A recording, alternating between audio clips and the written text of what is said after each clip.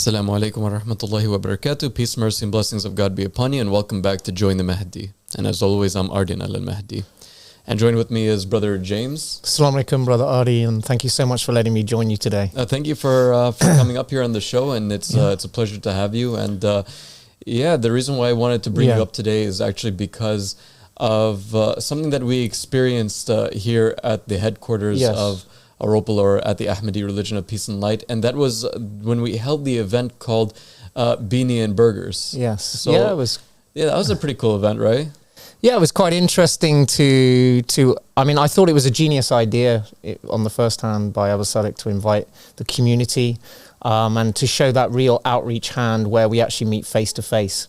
Because obviously the revolution of the Mahdi is primarily on social media, as you'd imagine, because that's how you're going to reach the four corners of the earth. And predominantly that is the primary goal, of course. And as we know, the companions of the Qaim come from the four corners of the earth. The banner of Isaiah is raised and the scattered tribes come from those four corners. So obviously the primary goal is to reach out to people from Australasia, from Africa, from Europe.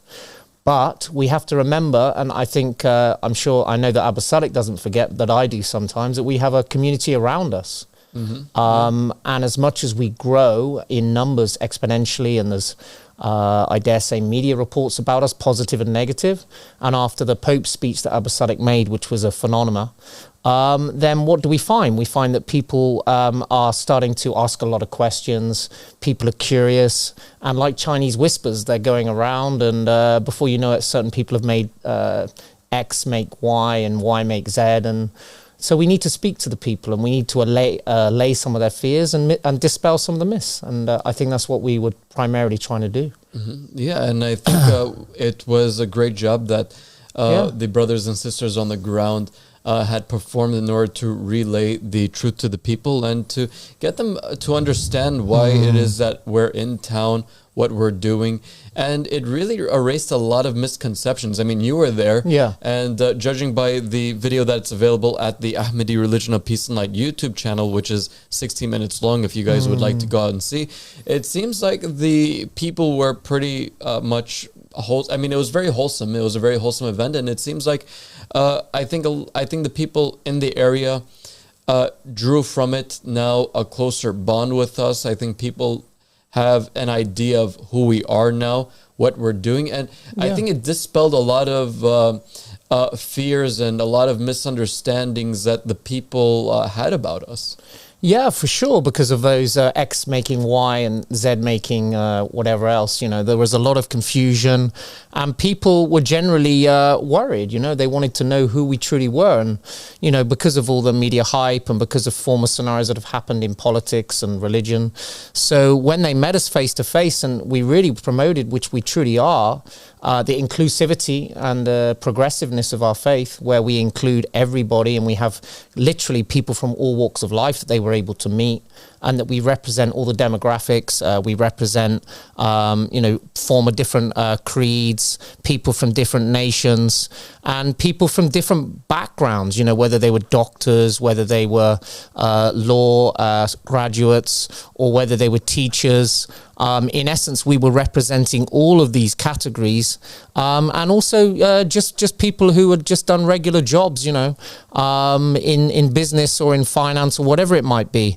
And yet they were finding that people weren't necessarily coming from deeply religious backgrounds. And I think they found that very intriguing, to know that we were mostly people from just everyday life, and that we had families. Many of our families were part of the community.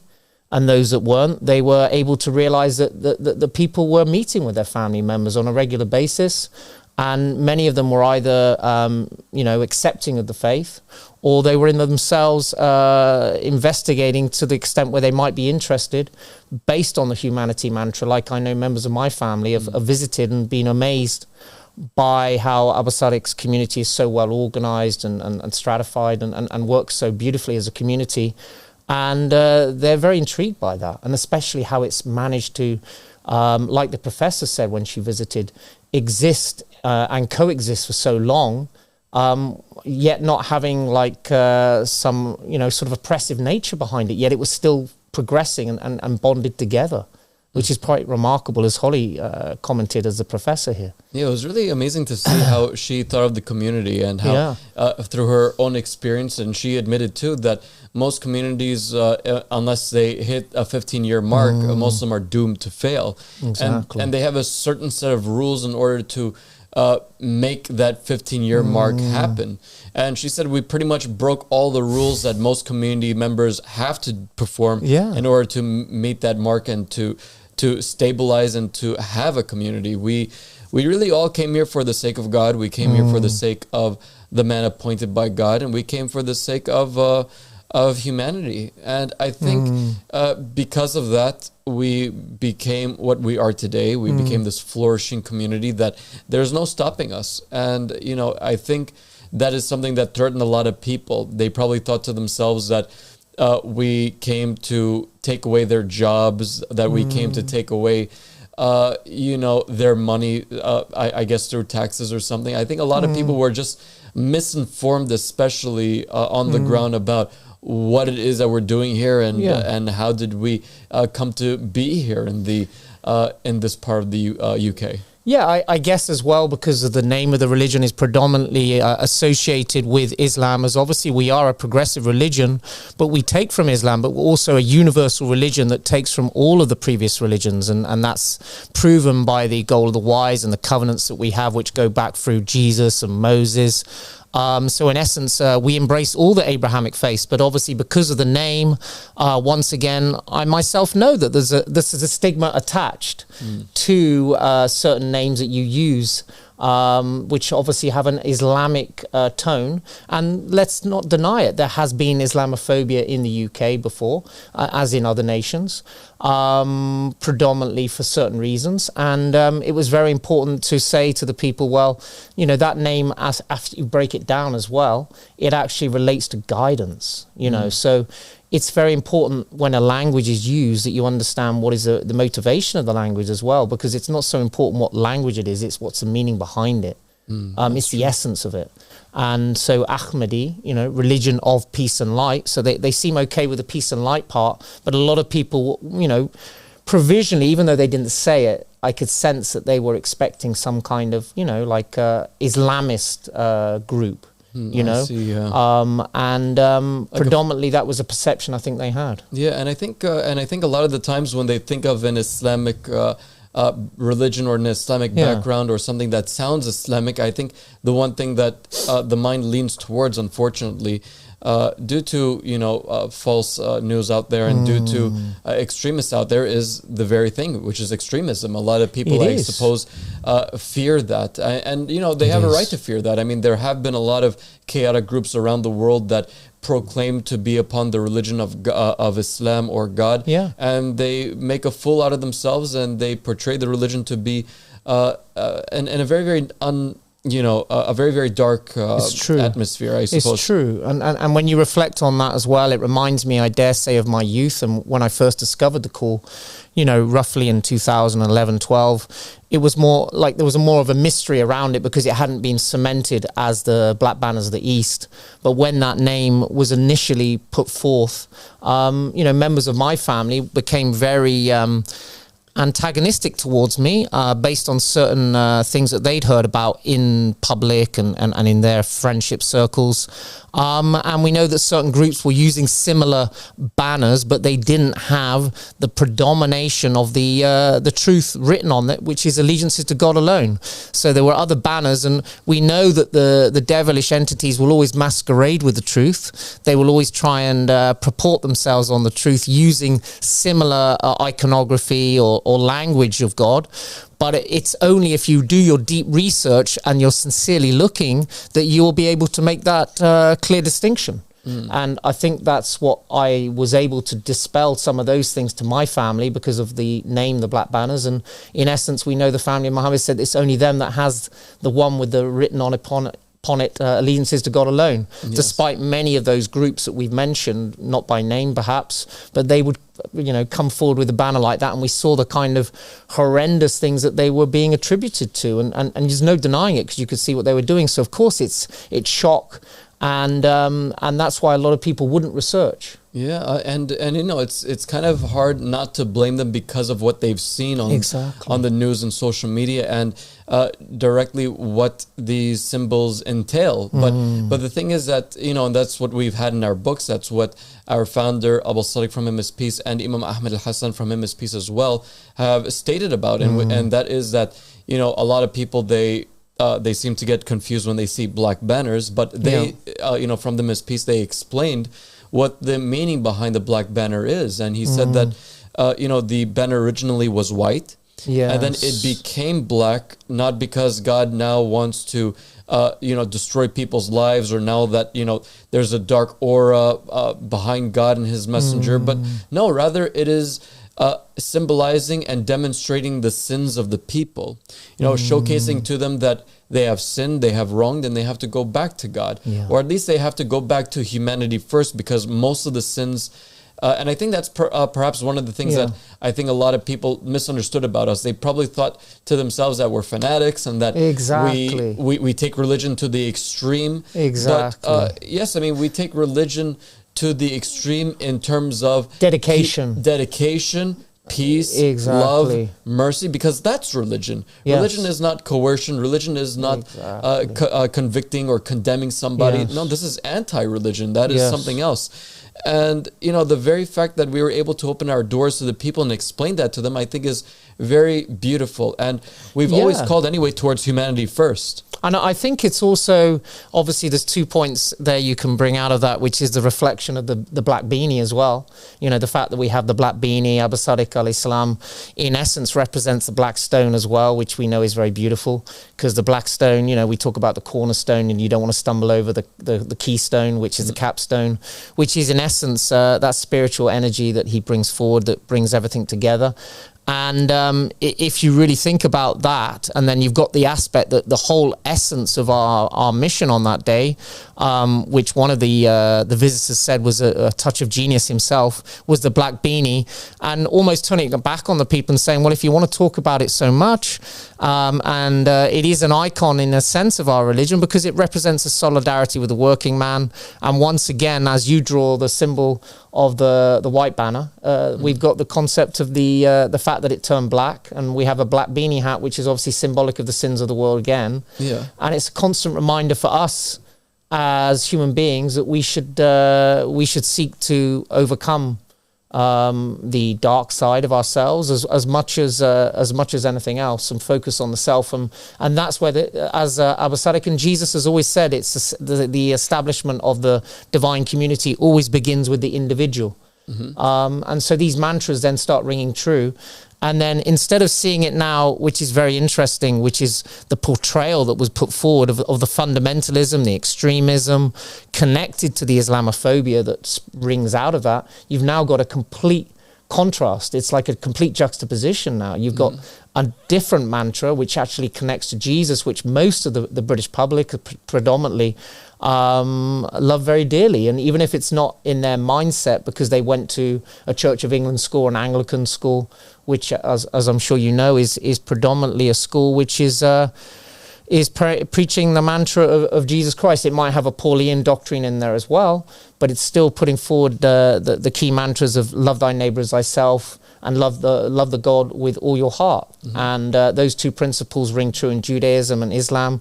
So now we have not only a break from this extremist angle, we've actually got a point of unification. Exactly. So it's the opposite, and I thought that was interesting from the people we met, and you had ex-army veterans, people like that, who are obviously predominantly, linked in with the British culture, and they were saying live and let live. And I thought that was a great statement that more than one person was saying, because it was alleviating a lot of their concerns. Yeah, and I think that's the most important thing that people need to do is live and let live. You know, it's people get to believe whatever they want to believe, and people get to say whatever they want to say. So, that's what the Quran says too. The Quran actually talks about that. It says, to the person who doesn't believe, to you, your religion, and to me, my religion. I think if the world thought of things that way, that you just leave the other side alone.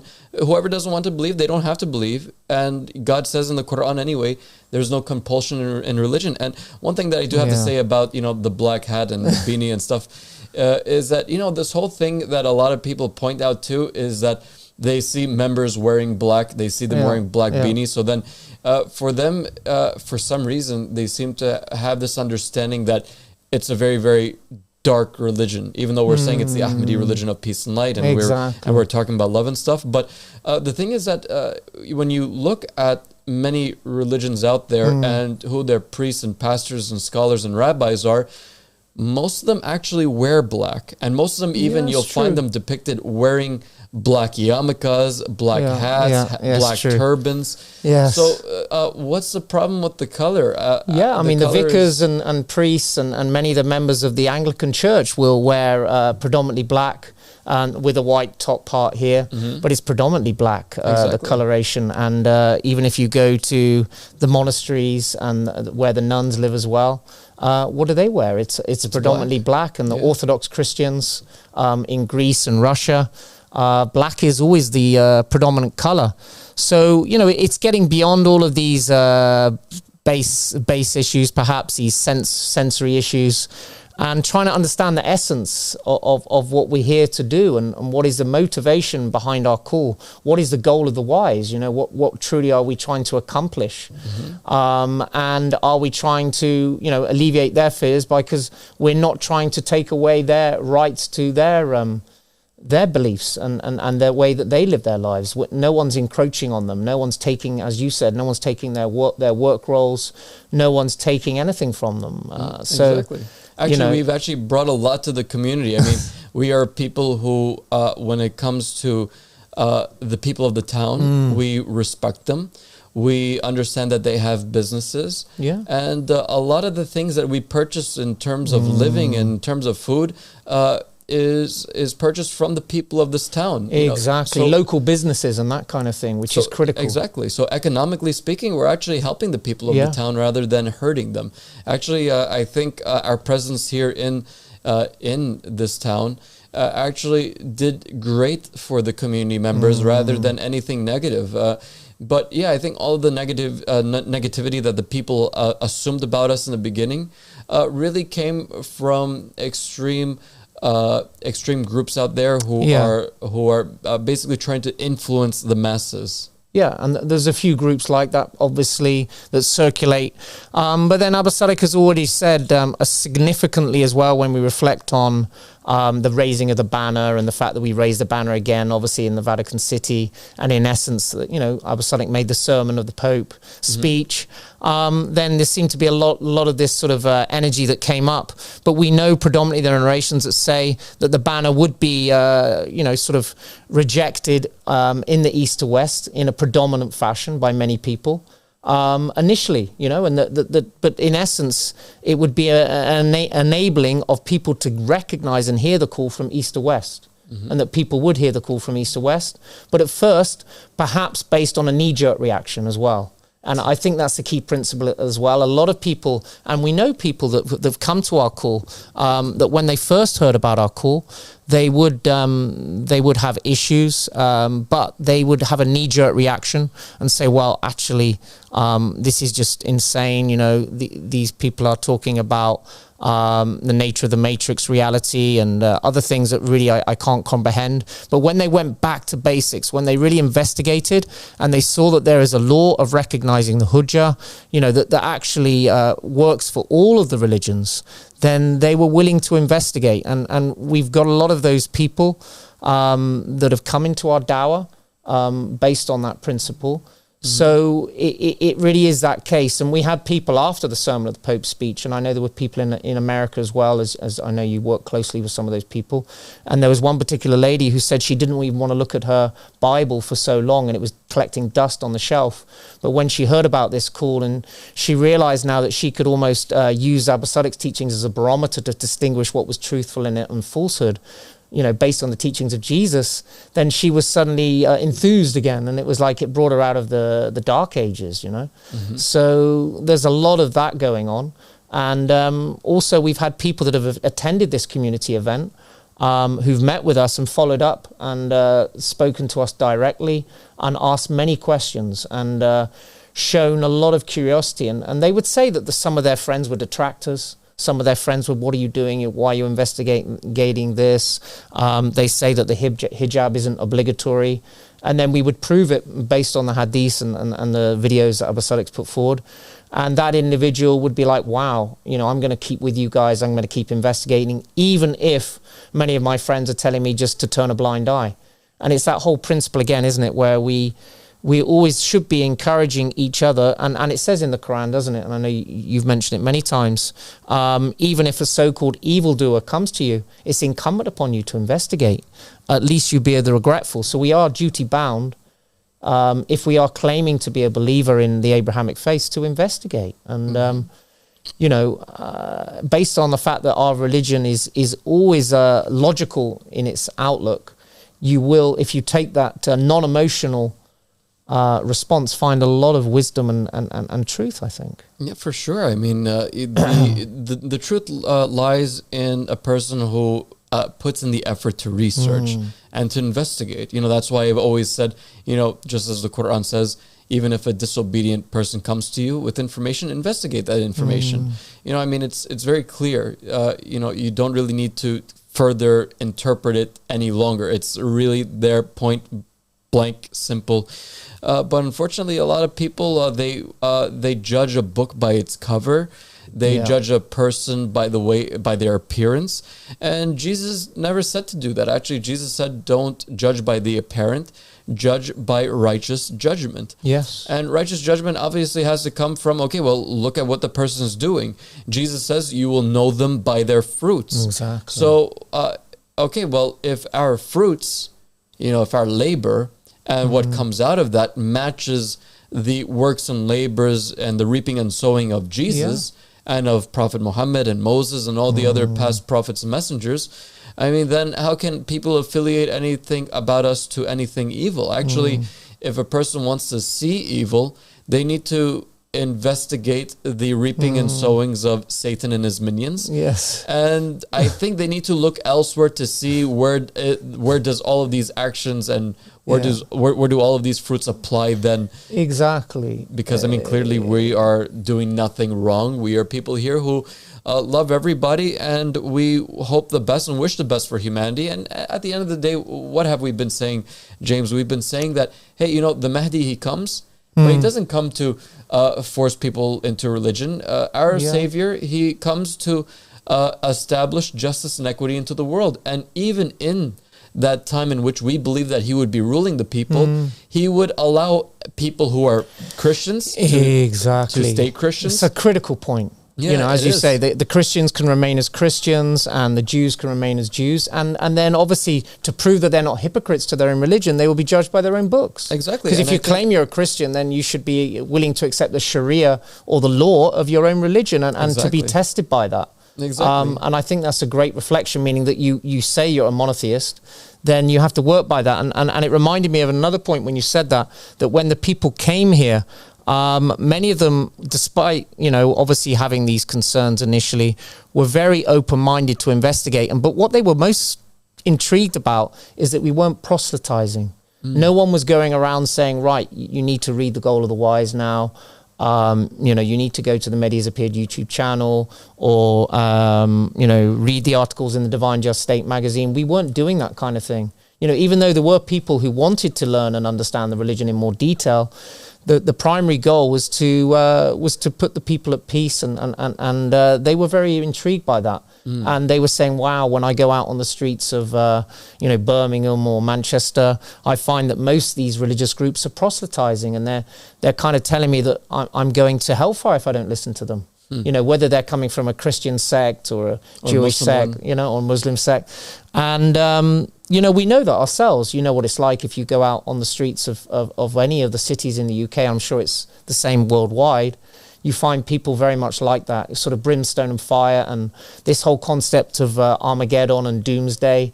And yet, you know, we find a tone might apply that in a kind of like insinuation against us in some of the outlets, yet in reality, it's the furthest from the truth of what we're saying. And we're even saying that the end times represents an apocalypse, as they say in Greek, which is unveiling. Which is an unveiling of the truth, or you know, the ancient Hindus would talk about moving from a Kali to a Satu Yuga, you know, from an age of darkness to a golden age, like the time that was had by maybe David and Solomon.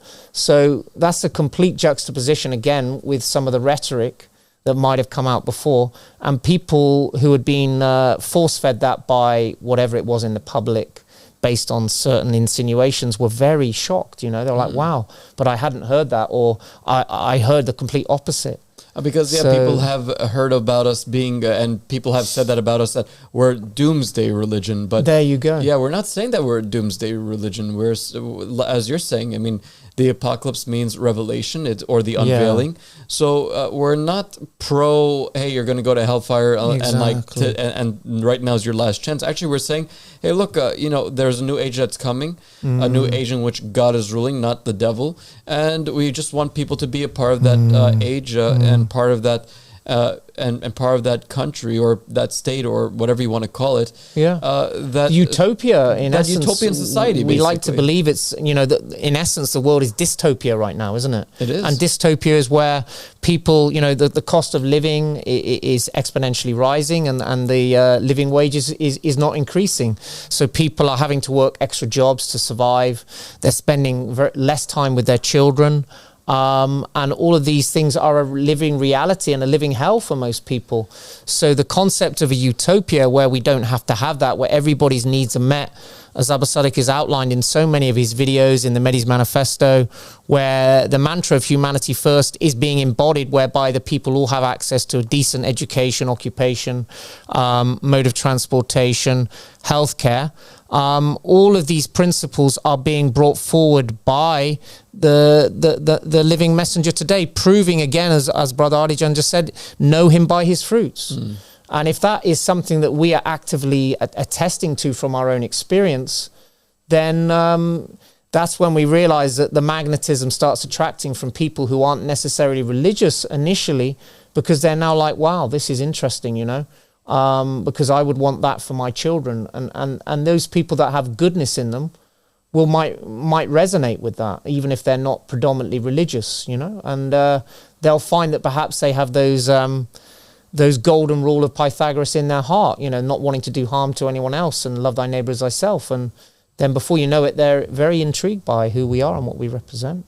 Exactly. So, and, you know, I think the people, if they just researched about us a little bit, they would understand what it is that we're calling towards, and, you know, stop judging us by face value. And I think that's what this event accomplished, the burger event accomplished, which was this understanding now of who we are, what we're doing. And the people, I mean, from what I saw in the video, they seem to have acknowledged that we are peaceful people, and that we're pretty much down-to-earth people. We're not fanatics, and we're people who just want goodness for humanity.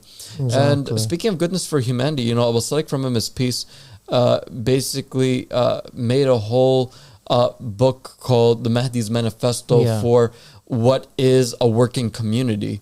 And, you know, we can see that there are a lot of works that need to be done in the world, you know, and that's why the Mahdi comes with, justice and equity in a world that is filled with injustice and oppression. So we see that taking place.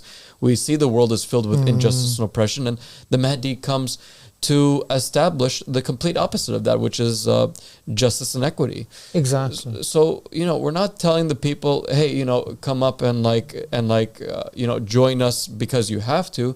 We're just simply telling the people, hey, you know, this is what we believe in. If you believe in it, great. If you don't believe in it, you know, we're at least brothers and sisters in humanity. Exactly. So it's like two levels there. One, that you're not telling someone that they have to believe. You're not proselytizing, but you're presenting an advert, in essence, by just being who you are. You know, like Prophet Muhammad, peace be upon him, would often convince people to investigate his call or become believers, not based on reading chapter and verse from the Bible or some Quranic verse that he had revealed to him at the time, but when people were literally leaving the city of Prophet Muhammad based on some wild accusations they heard against the Prophet, he would be the one escorting them out of the city and carrying their luggage and helping them on their journey. And by the end of of that journey, they would say, just as they reach the city confines or whatever it might be, what about you then? Who are you? And he would reveal who he is, and they would be like shocked, because now that same person they'd heard all these rumors about, all these outlandish statements, was now the same person that they were walking with, and that shock, once they got over it, would make them become a firm supporter in his mission.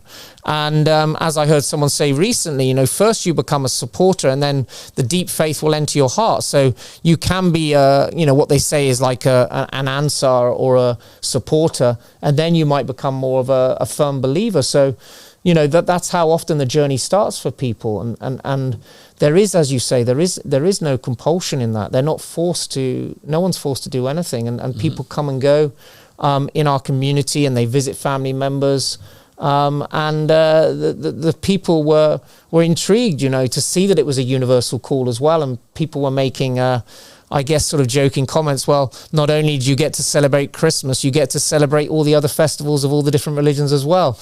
Aren't you lucky? You know. Yeah. And you know, in essence, that's what one person said something like that, and I thought that was great, because, you know, he's taking it, you know, very tongue in cheek, but at the same time, it's a nice joke, you know, and he's showing that he doesn't judge us for having that universal impression, you know. Yeah, and that's cool. Yeah, and it's something that I think a lot of people out there who come from a Muslim background, and, you know, one thing that we have said, which I think a lot of people don't understand about us, is that we are actually saying that 99% of the Islamic religion, after the death of its founder, after the death of Prophet Muhammad, peace be upon him, and his family, is corrupted. 99% of it is not really true. So, you know, taking that into consideration, we also take into the consideration that Prophet Muhammad had prophesied that, saying that in the end times, nothing would remain of Islam except for its name. So we're actually calling to the and showcasing the revival of the true religion of Islam, which was peace and tolerance and love for all human beings, which is what Prophet Muhammad and his family had come with from the Miss Peace. So I think, you know, now that the people have come to grips with all of this, you know, I think now they can understand why it is that we celebrate religious holidays that seem to be exclusive for Christians, because people won't find Muslims celebrating Christmas, except for maybe those who are not religiously practicing and they just do it for fun. But we actually take Christmas as a religious holiday because we believe that Christmas is truly the birth date of Jesus Christ. Exactly. And it's a great opportunity to showcase that for the people, and to show that we have loving respect for our children, and we want them to enjoy those festivities as well, and learn the gift of sharing, the gift of coming together, and recognizing the birth of one of the the five holy prophet messengers of God, that we revere him very much. And it would always surprise me and shock me initially when people first discovered that we were the Ahmadi religion of peace and light in the community, and some would come to the gate with a few you know, choice words, implying that we were not you know, adhering to the teachings of Jesus, when in fact we followed Jesus very closely. So it once again showed that that person hadn't done their research. And clearly, you know, on our wall we had a plaque obviously put there displaying who we are and our religion, and they can easily research that, because we have a lot of, as we know, social media out there, so it's not difficult to get to know more about us, even at a cursory glance. But we've also got an outreach department, as everybody gets to know, and through that facility they can get to know the people very, very easily, get to know the people of our community. And so yeah, people were really enthused by that, you could tell, and a lot of their the myths that have been circulating were dispelled. And, you know, people would also say, you know, we respect that you have a security here, because now we've heard that, you know, obviously you had been referred to as extremists by certain entities, and of course that would create a counter reaction from other entities. So it's like this snowball effect based on all this propaganda that's negative. And so they said, well, of course, you have every right. And in my own house, you know, I have every right, you know, to protect myself. So, you know, the people, and this was just a random guy that said this to me, and he claimed he had no religious faith, and but just came to see what we were about as a human aspect. And yeah, I mean, like if you come to think about it, I think almost every headquarters of any place has some sort of security measure in order to procure that the people there and the workers there are safe from harm, because there are many people out there who unfortunately want to cause harm, from a religious fanatic backgrounds. But yeah, I mean, what can we do? We that doesn't really frighten us. We believe that we come from God, and to God we're going to return at the end anyway. Yeah. So I think the most important thing that the people can extract from this is that if you want to learn anything about us, then please do reach out. That's why we've always allowed that the people check out our plaque, that the people are aware of our website, the AhmadiReligion.org, and we've always encouraged people to even call in on our shows and on our platforms, because there's nothing that we want to do except to serve the human beings in understanding who we are and what it is that we came here to do. So I think it's a beautiful opportunity now for the people after this, that they go and tell other people that what they've experienced from the community and from the outreach team is that this is a peaceful people. These are peaceful people who are just like us. They're just like you and me. Anyway, I believe that we actually have a caller on the line right now. Assalamu alaikum. Peace be upon you. Am I still up? I'm sorry? Am I still up? Or am I? Hey, Assalamu alaikum, we can hear you. You're talking to us now. Oh, okay. Yeah, so my belief is that both religions were corrupted, and that... Which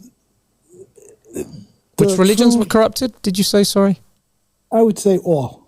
Okay, yes, I would agree with you. I would, and that's actually what we believe. We believe all religions have been corrupted. Okay, so I also have a feeling that they kept a lot of information from us that would guide us in the right direction. I believe that Jesus was the first Messiah and Muhammad was the second Messiah. Okay. Yeah, we hold on to the belief that Jesus is the Messiah, and that after the Messiah came Prophet Muhammad. And we do believe, yes, as you believe too, that the scholars of religion have hid a lot of truths. The rabbis, the priests, whoever you want to call them, they lied to the people, and they withheld a lot of the truth from the inhabitants of the earth. So this way they don't believe in what they were meant to believe in. And a lot of these beliefs, actually all of them really, was meant to pave humanity in the right direction. But unfortunately, because of the scholars and because of the preachers and teachers, the only thing that was able to be accomplished was fear-mongering and not recognizing anything of the truth, and just harming one another, unfortunately. Yeah, divide and conquer. Okay, so I believe that it's the Jewish religion that kept it from us, who the real messiahs were, because during the early preachings, there were two messiahs to come, not just one. Yeah. And one was supposed to be like Elijah, which Jesus was perfectly the fit. Yeah, I mean, in regards to Judaism, Muhammad would have been the second, which he was the king, crown. He's the king. Yeah, so I believe both of them fulfill God's way. I mean, for sure they fulfilled God's way, but I guess the one thing I do have to say regarding the adherents of Judaism, actually, unfortunately with them, they don't even believe that Jesus is a Messiah, and they don't even believe that Muhammad was anything at all of a messenger or of a prophet, which is unfortunate. They do know. It's the elite who's not letting their people know. Yeah, of course. Yeah, that's exactly what we believe too. We believe that the elites of the scholars, whether it's Judaism or Christianity or Islam, they are aware of the truth. To the extent that we believe about the Mahdi, for example, and there's prophecies regarding it that are older, from Prophet Muhammad and his family regarding the time that we're living in, that the scholars of the end times, they would fight against the Mahdi. And we know for a fact that they are traitors of the Mahdi because that's what they prophesied. And why? I mean, we can see clearly because they know about the Mahdi. They know about the Savior to come. They know about this personality figure that Prophet Muhammad and Jesus alluded to. But unfortunately, when he came in this time period, all of these non-working scholars are claiming that they don't know him and that this is not the man that they have been waiting for. Much like how they did when Jesus came. They said, no, this is not the Messiah that we were waiting for. Or when Muhammad came, they said, no, this is not the Muhammad or the Ahmad that we were waiting for. Even though Jesus proved it from the scroll of Isaiah. Exactly. That's where I'm getting at. But the picture's a lot broader. In that, first of all, you have to know your God. And the first God that Abraham worshipped was El. So El, and the Jewish people took away El and replaced it with YHWH and Yahweh and all sorts of different names. There's only one name for God, and it's El, E-L. Brother, there's actually a video that we have if you want to learn more about God or El or Yahweh or all of these other different names that the Jewish people and the Christians and the Muslims have had for God. There's a video actually that we have put on our television screen. It's called the plurality of gods in the Abrahamic religion. So you might want to check out that video. It is on our YouTube channel called The Mahdi Has Appeared. In that video, you'll learn a lot as to these the reason for the name of God and the different names of God. It's right, really because I also believe that with the Abraham part of it, Abraham has bloodlines to David through his mother Hagar. Hagar, who has the Egyptian bloodline Ismail in her. Yeah. Yeah, So I mean, the bloodline, there's got to be a good reason why in the Bible or in the Torah that it explains to you that God never left Ishmael, never left him. Yeah, I mean, we believe that because he was going to be Muhammad's Messiah. That was the Messiah branch. There's two branches coming from Abraham. Yeah, we believe in this lineage. We believe that after Abraham, there came many prophets and messengers from both Isaac and Ismail. And from the line of Ismail, came Prophet Muhammad. But brother, I would ask you and I would tell you that for sure you're on the right track for the most part. But I would also recommend that you check out our website, the ahmadireligion.org, if you want to learn more about the Savior figure who is around today. Because although, yes, Jesus came and he was the Messiah, and although Muhammad came and he was a messenger sent by God, it's not enough to only believe in them because, they're gone. They're no longer in the earth anymore. And Jesus said, so long as... he basically says, so long as I'm in the earth, I am the light of the world. Yeah. But if he's not... I disagree with you. Yeah, but he's not gone. They're not gone.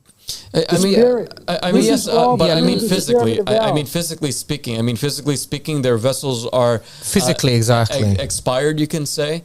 But that's God's plan. Yes, it is God's plan. But we're saying that, the Spirit of God that dwelled in Jesus and that dwelled in Muhammad always stays on the planet. But now it dwells in the man who is known as the Mahdi. So I would adjure you to check out the YouTube channel and the website if you want to learn more about this individual who has in him the Spirit of God. Yeah, you're welcome to investigate, brother, because the earth will not exist without a living messenger in essence, you don't need no one else. The two prophets that was wished upon by El came already. What you have to do is embrace I think, dear brother, we do need the kingdom of heaven on earth, and to establish that, we need a living messenger to guide us. We can't do it for ourselves, as proven by a lot of history. Whatever system we've chosen in the world, whatever leader we've chosen, it's been a very, very bad reality. We're basically saying that in essence, the proof is in the pie and know them by their fruits. And we need a living messenger like Jesus or Muhammad with that spirit to bring forth this divine just state that's been promised by Jesus. And he promised it. So surely it's going to happen. Yeah, for sure. Okay, so anyway, I just got to say one more and I'll leave to this. The two messengers gave it to us to have it within ourselves to be the messenger. And brother, to do the right unfortunately, thing. we have to stop the show now. Our time has run out. But, thank you for coming up. If you would like to continue, we also have another show in about 15 minutes. So if you would be patient for that show, that would be greatly appreciated. But anyway, thank you for coming up here. Thank you. You guys, you're great. And keep the good work up. And I'm just telling you, just got to know who you love. God bless you. God bless. Peace be upon you, brother. Yeah, and unfortunately, that is the end of our show. Thank you all for coming, and please investigate our matter and check out our website, theahmadireligion.org, and check out the various videos that we have on our social media platforms. Anyway, thank you all for watching. Assalamu alaikum wa rahmatullahi wa barakatuh. Assalamu alaikum. Thank you so much.